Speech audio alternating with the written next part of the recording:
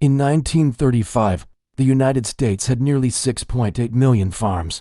Today, there are just about 2 million. That's a drop of more than 70%.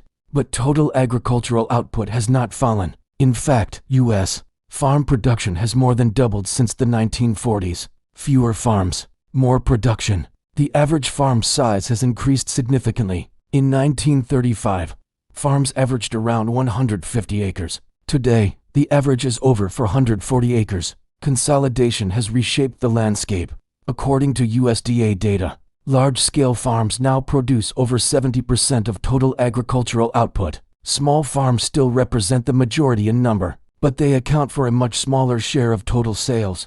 Farm debt has also grown. Total U.S. farm debt is now over $500 billion, and income varies sharply by sector, region, and farm size. American farming hasn't disappeared. It has transformed. Fewer farms, larger operations, higher output. The structure changed. The numbers show it. Follow for more data-driven analysis.